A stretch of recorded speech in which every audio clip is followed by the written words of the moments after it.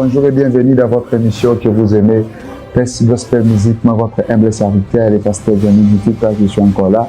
Question de vous présenter cette émission que vous aimez de partout. Je sais que vous êtes tellement nombreux de partout en train de nous suivre en direct, comme nous l'avons promis que nous serons en direct aujourd'hui. On est là. Nous serons avec l'homme de Dieu que j'aime appeler le prophète de la nation, Monsieur Solis Jerry. Il est avec nous aujourd'hui. Je crois qu'on va partager ce beau plateau avec lui. Et vous ne manquerez pas à être béni parce qu'il parle bien. Il a aussi la connaissance. C'est parmi ceux-là qui ont dit des choses et que jour après jour, nous voyons l'accomplissement de l'un après l'autre. Et ce sont des gens ou des hommes de Dieu à respecter dans ces pays. Ce n'est pas comme d'autres gens, des fois il est docteur, mais lui il est l'homme de Dieu, il est sérieux dans ce qu'il fait. Il a aussi ce qu'on appelle les secrets. Il sait comment un homme qui veut aller loin peut se comporter. Je crois qu'avec nous, on va partager ce beau plateau et nous serons énormément bénis. Laissez-moi le temps de dire comme ça, merci à mon Dieu pour le souffle de vie renouvelé. Merci comme ça à mon patron, à mon DG, à mon papa. Lui, c'est le monsieur Patrick Nande. Il y a maman Nathalie, bien sûr. Je dis comme ça, bon dimanche à celui qui s'appelle Jonas Minga Mukongo Mayele, Musala Kitoko. Il y a aussi Richard Voudi qui est là avec nous. Le dimanche passé, il n'était pas là parce qu'il avait fêté son anniversaire à Kino Kibiso. Il est allé fêter avec ses proches et nous, on était ici à l'émission. Mais aujourd'hui, il est là. Musala Kitoko, Richard Voudi Mukongo ya Mayele. Voilà, merci comme ça. Merci à Bandeko ya Angola. Le Pénin enseigne à Angola Bobinga Makas parce que Boza et Beli Bota la mission. Merci. Je dis bonjour et bon dimanche à l'homme de Dieu. Bonjour, pasteur Gianni Ngituka. Merci beaucoup. Javier Oyambo Lissus. Le CPL. Après un long moment. Vraiment. Presque une année. Une année, papa. Ok, Napoli, moi, Bakota, on a quoi? Bon, yo ye bien makambo tolobaki déjà. Okoki monde à TVT. Tango eza makambo eza sérieux batagaka première très distinguée première dame te. Monsieur eza makambo eza ngatina baobenga ye na ndenge esengeli po acha maboko. Alors nous avons vraiment besoin ya batu bacha maboko pour que makambo eleka malamu. Alors, je précise que le frère Manassé Sina, il est déjà là, parce que bientôt il sera avec nous sur ce beau plateau. L'homme de Dieu, vous parlez de la première dame. Elle a fait quoi? Bon, l'émission Belé Toloba qui a quand nous venons vraiment avec Makambo Eza, il y a Motouya Makasi pour la nation et pour les chefs de l'État. Eza pena mingi na lobeli première dame te, na lobeli nde mingi population o ezolanda biso. Etagaka biso te po ekota biso pe na bisika o esengeli message comme po na lobiko ya bato ebele. Et surtout ceux bayebi que message wana nous aussi nous allons bénéficier quelque chose dedans parce qu'après tout po ezo concerner nation ezaka akei basa ela ba léopard te biso pe toza na kati wana tibino ba pasteur Gianni Ngituka musala kitoko na nation église culture. Donc, ils appellent c'est vraiment de ça que je parle. C'est vraiment de ça que je parle. Alors, au moins, ma Tina, Batagé, maman, la mère de la nation, la très distinguée première dame, Denise Niake, ou maman la bisoto lingala mingi pe makasi. Aoki mambangu a secourir kuna, comme si namboka oyo. Bazo sa musala kitoko ya malamu oyo ezomona na pe bazalaka te. Maman boaka pe lisu na ngambu na biso. C'est un peu de ça que nous étions là en train de parler. Donc comment on peut soigner maman? Ouais, tout ça vraiment a besoin ya lisungi kaka ya maman et mon côté. OK. Pour makambo est concerné nation nyonso mobile. OK. Ka maman et mon côté. Bonne église. Pour la sobattre là par la grâce à vous. Église des arbres. Tous allons jusque-là, comme je vous avais dit, nous allons la carte à H, nous allons essayer de bécater notre bimini. Quand on commence à Facebook.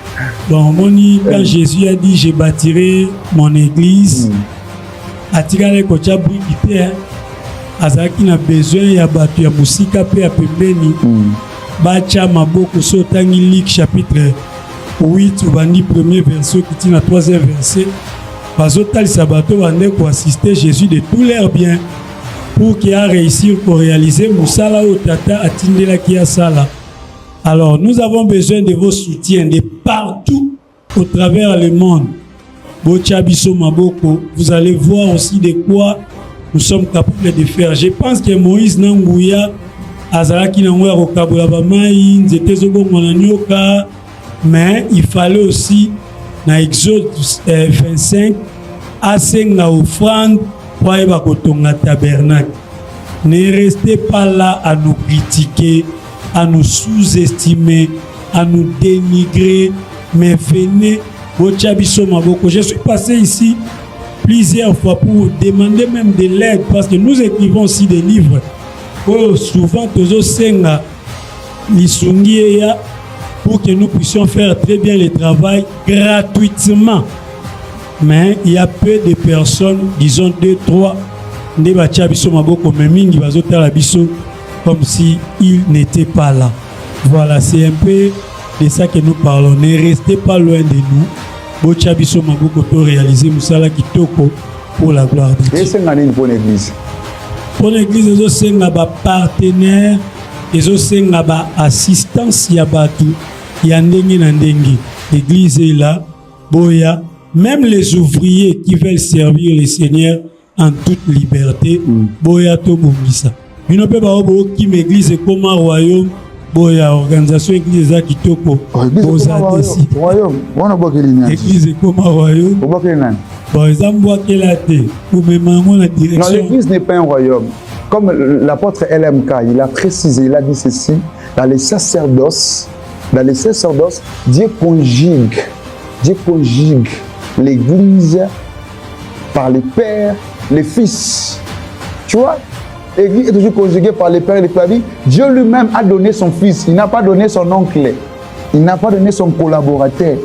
Il a donné son fils pour que le salut puisse entrer dans le monde. C'est-à-dire qu'on a toujours besoin du fils parce que les fils savent comment soutenir, comment appuyer, comment amener plus loin la vision que le père avait commencé. Tout le monde y en a bien sûr, il va pasteur Moïse Mbi. Il a pris les relèves de ce que son père a commencé. Aujourd'hui, nous voyons les résultats, rien à dire. Vous voyez, on a vu ça aussi avec notre papa Barouti. Après sa mort, il a laissé l'église à son fils. Nous voyons aujourd'hui comment son fils est en train de prouver à la face du monde que réellement il a été choisi et appelé par Dieu afin de succéder son père. Alors, où est le mal lorsque le fils remplace son père et du tout, il réussit dans ce que le père avait commencé? Le mois d'avril, personnellement, j'ai ma petite sœur Priscilla Manté qui a fêté anniversaire dans le mois d'avril. J'ai mon petit frère propre José Bassolet qui a fêté anniversaire dans le mois d'avril. Permettre na pesape ba merci na moko ya bato basali kenaya na émission. Il y a les révérends Gloria Tanga Zolanda biso musika na Lubumbashi. OK. Tozongsi matondo ya ma sœur plus loin aux États-Unis alinga koyeba na te ayebisa ngai nyoso le kana discrétion. Kombo Tanga Mate. One de Dieu pasteur Janingi Tuka avec beaucoup de respect que nous avons pour vous. OK. Permettre tout takemba makamuto yeli pour peut-être une question autour de vous avez ciblé cela, c'est pourquoi j'ai donné une petite précision. Permettez s'il vous plaît. Ceux qui n'ont pas répondre na mukuse par rapport à la question très pertinente au tuningai. Tout dans la Congo kao balamingi bat ba comprendre bat bien. Nous ne refusons pas que sacerdoce papa dit que la moine. Dieu a tant aimé le monde, il a donné son fils Jésus. Pierre est fils biologique de Jésus, ou bien il est comment? Jean, Matthieu, Jacques. Mais Pierre a qui déployé ce dit. Tolobir l'île sacerdoce est à conjuguer père et fils. Il y a un Tony Pierre, Aza fils il y a Jésus, yo koti na dimension Azandeko. Mais on est comme de Jésus. Abraham, il lui a succédé. Son fils Isaac. Allons lentement. Na répondre OK. Je suis de ceux-là qui croient au sacerdoce père-fils. OK. Mais n'oubliez pas que le sacerdoce lévitique yango nde moto eyeli biso makambo mpe mingi ya père fils. Okay. Mais Moïse qui a laissé les choses à Aaron, na Moïse na Aaron, nani yaya, nani tata, nani mwana. Donc tozwaka bamakambo te tosala bamélange moko oyo topesi pasteur Gianni permettre na répondre. Po so ozokatanga mbala mingi bacongolais ako yo otika nga na silisa te ya okata kaka boye nga nakoti bitumba na batata ya lingomba yo journaliste otikali oza protégé na baloi nga nakoti na miyeti ozomona. Donc il y a soki bapapa na biso ya église batikali kaka que le sacerdoce doit être conjugué père et fils, que nous ne refusons pas, c'est aussi biblique. Okay. Mais conjugaison en haut ezaka ka leader nde fatike la mwana na ye to batata misuso baza ba collaborateur ya leader ba pasteur wana o bango ba pembe na leader bana na bango pe il faut ba hériter pe kaka na kati wana pe biloko tata na bango basala e place wana o mona teke e kende mingi ka na sens ya mwana ya leader azwaka makambo ya tata na et bongo les autres pasteurs collègues collaborateurs du pasteur leader bana na bango baoke ko hériter wapi. Donc to mekana olongwa na makambo na poso to tikaliana les choses plus importantes qui concernent la délivrance de la nation to nango lelo to lobela yango te. Richard, fais ça la photo na pesa qui rapidement, on va directement passer par cette prophétie. Richard, fais ça la photo rapidement. Voilà. Je vais lire rapidement. Je vais lire. Je ne blague pas aujourd'hui, je prophétise sur les chiffres 4 et 13. Okay. Le chiffre 13 veut dire ceci: notre pays, le Congo, a connu 3 Joseph, Kasavubu, Mobutu et Kabila. L'actuel chef des 3 Joseph ont plongé le Congo dans les chaos. Après ces 3, viendra un homme qui luttera pour ramener les vrais Congo. Je précise. Donc, ce premier changera la ligne du Congo si un passe devant ces 3, c'est pour dire que c'est pour dire ce que fera cet homme nous fera oublier les 3 Joseph, c'est-à-dire les chaos, la servitude. Mais si nous votons 4, il continuera à trahir le Congo et à les plonger dans les chaos. Car pour garder son pouvoir, il réfléchit n'importe où, bien qu'il n'ait pas Joseph pour faire 4 Joseph. Mais ces œuvres seront les œuvres des 3 Joseph précédents, ce qui fait que notre souffrance va encore augmenter. C'est une prophétie. Retenez-les. Je mets ma tête à couper. Ok.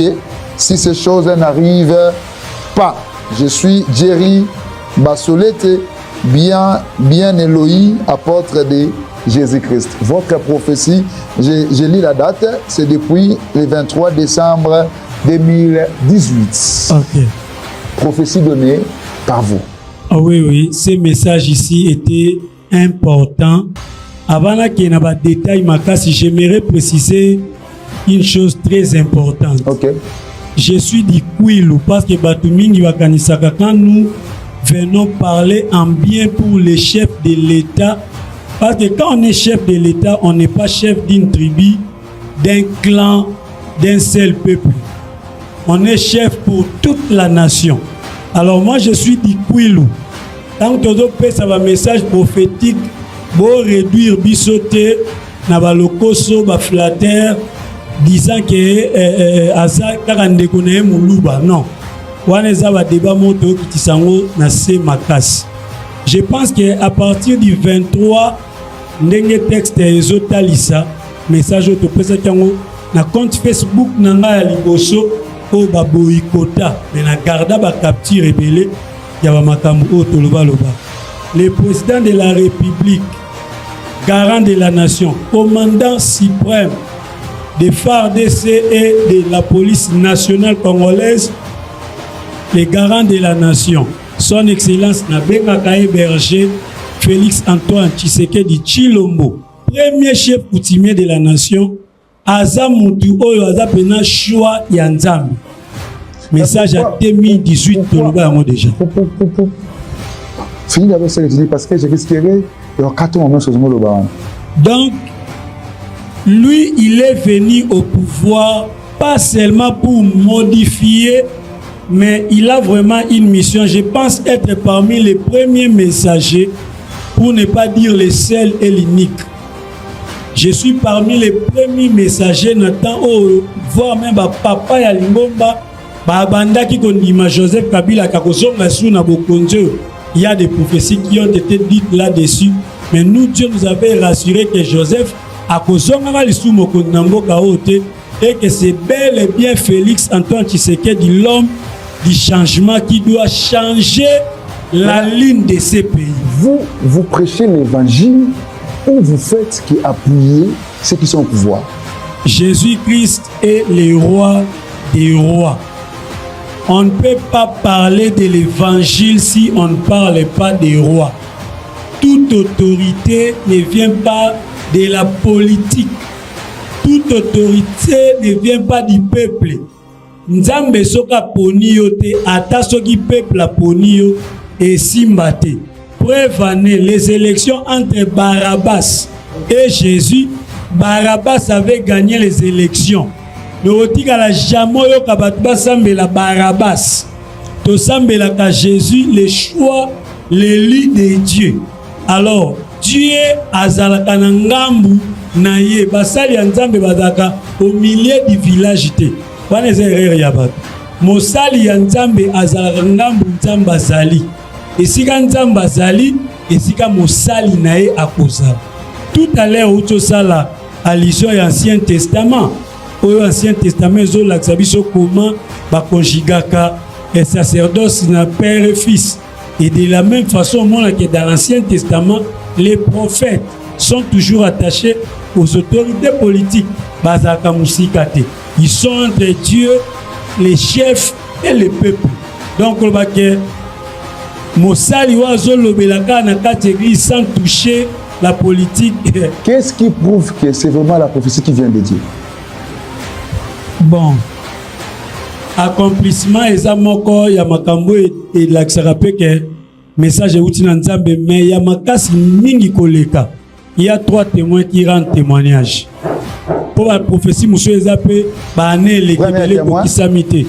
Nous avons Jésus le témoin fidèle, il y a le sang, il y a l'eau, je crois aussi, il y a l'esprit, il y a l'eau, il y a le sang. Les 3 témoins. Ça veut dire comment l'eau va témoigner, comment le sang va témoigner, comment l'esprit va témoigner. Wana to kota makasi na sacerdoce to banda ko décortiquer typologie to ki mana okuna to zonga mingi na makambo ekolobela. Donc ça veut dire que la prophétie Dieu vous a parlé c'est ça. Oui, oui, depuis 2018. Depuis 2018. D'ailleurs, c'était depuis 2009. Mais c'est en 2018. OK. Nde ba précision na ba détail et koya. Pour la pessibiso ba message banda 2009 na Lubumbashi. Mais c'est à partir de 2018 nde ba précision détail et comme koya. C'est un peu de ça que nous parlons.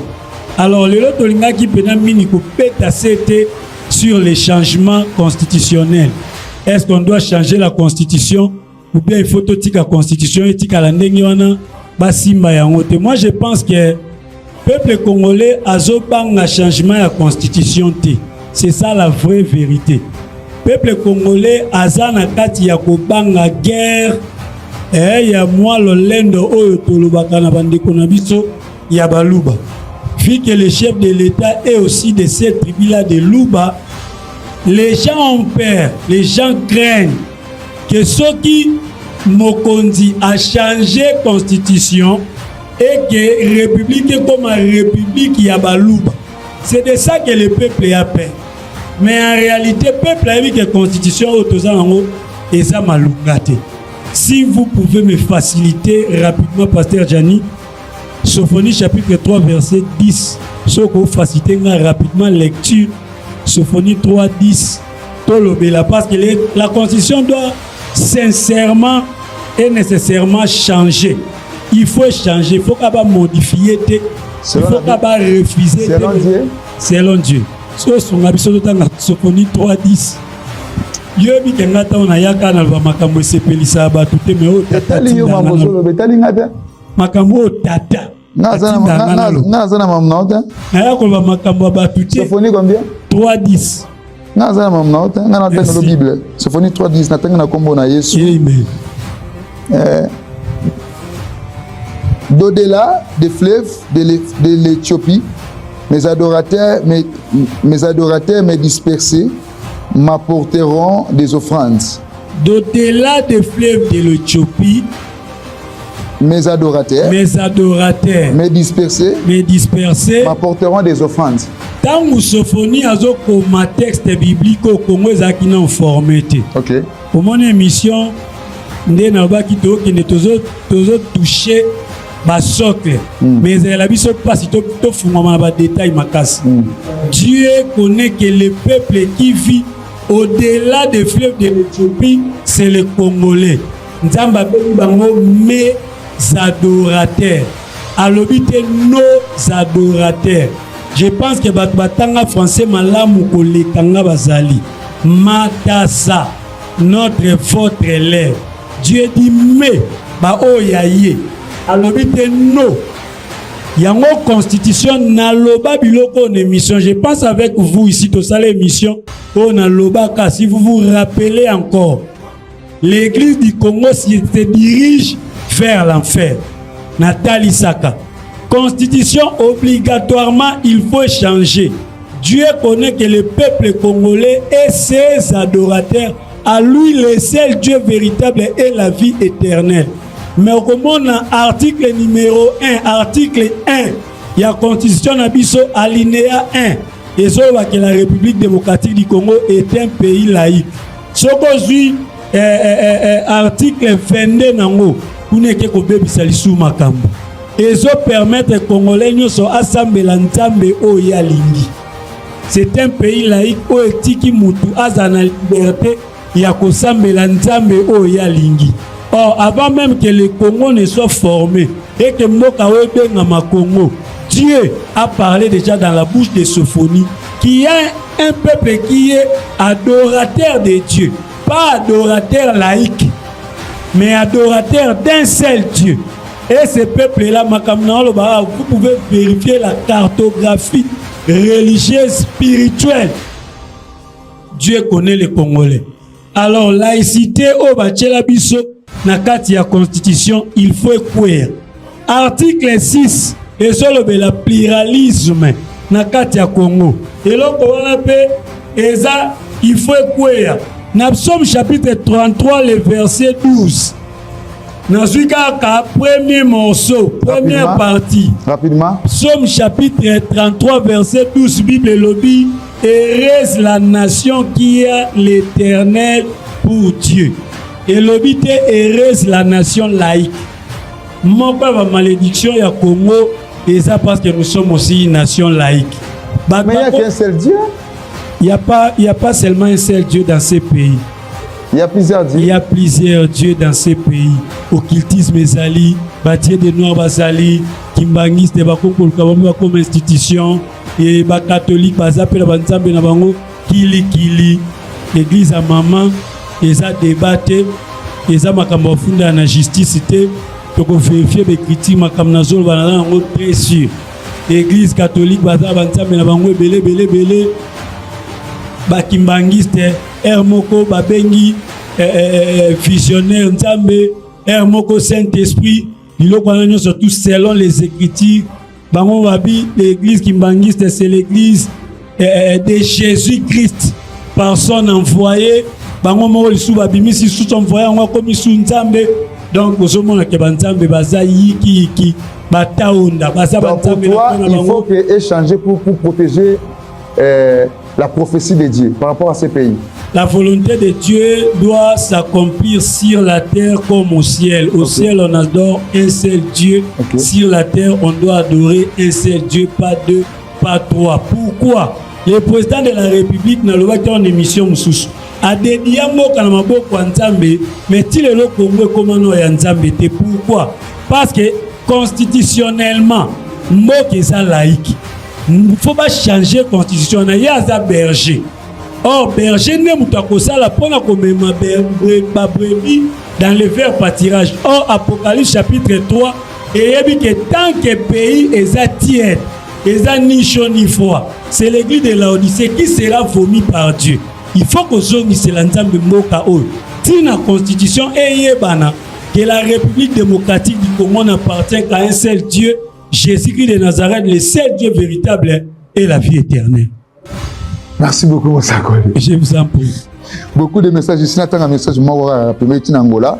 Merci. Nzete wana asimbi la kisinini aspika ngo déjà makambanzeto tolobela déjà bolandaka bemission merci na bande ko komela biso de Angola merci comme de dire faut ya baso manase non c'est mozo masus gloire au Seigneur ozo masus je vous en prie mais to côté les manteaux côté na yo merci beaucoup rapidement Richard on peut s'élever merci beaucoup na libéraux na plateau na ngai mambozo loba ouais neti parti OK église il faut le mois asbel faut comment dire église cause à asbel te mboka na biso Congo article 68 ya constitution et reconnaître quatre institutions na mboka oyo ya Congo. L'église aussi est là. Ils ont reconnaître le président de la République, parlement, gouvernement, les cours et tribunaux. Alors l'église basée en Obachango Asbel. Si qu'on faut ça l'église il faut côté institution. Et cause à la Asbel association sans but lucratif, c'est qui est encore plus grave. Na moko ya ba loi ya mboka na biso 004. Et solo ba ke ba Asbel et koki kolobela makambu ya gain matériel te na bandimi nango mais pour émission toke nango mbango nalingaki pena na meka kosembola elobela moderne nangaki na sembola normalement pas que Christ s'est fait pauvre pour que nous soyons enrichis mais tant gouverneur azoya olobake église bazwa kapé ba dimi ya ba pasteur ba pesa na gouvernement c'est comme si azoyeba te que loi na biso et tia église za ba asbel bakokota na makambo gouverneur alobi wana ti OK soki batu o to ya mission je suis vraiment pas vraiment contre lui mais c'est important to kina ba on a ba débat o alingi to sembola makambo caméra lancer message bato ba pour soutenir aux en émission chef de l'état wa kela biso pe misu biso be biso yo toyebana te Jésus a dit là où 2 ou 3 sont assemblés à mon nom je suis avec et tous les sembo jour à te jalousie te les mozo visiter bandeko na biso nyonso basala nzambe minene na mboka oyo mais mon arape biso je pense que nous sommes parmi les premiers dès to ba déjà une émission bien contact nous reste tala moi sur Dorcas na hôpital mais maman la présidence à mon aide PSTV oyo pasteur Janing côté du docteur a trahi pasteur Janing Ituka to ça le côté docteur a trahi to ça quand il m'a téléphone rapidement plus 243 994 86 31 31 Chali Adjeris mon sollicite en activité mon né la grande célébration les triomphes et ça le 23 mai 2026 na jardin Ngola 18e rue limité échangeur juste en face il y a échangeur Tokozalawana la grande célébration. Merci beaucoup pasteur Jen. Merci beaucoup Richard, merci beaucoup l'homme de Dieu. Je vous en prie. Manassé s'il n'a pas faire son entrée, Manassé continue la mission l'homme de Dieu Manassé remplacé. Manassé on a un dégât, on va faire ça comme ça aujourd'hui.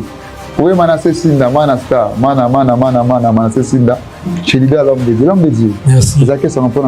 Merci beaucoup pasteur, que Dieu vous bénisse. Merci. Merci. Voilà, on va maintenant continuer.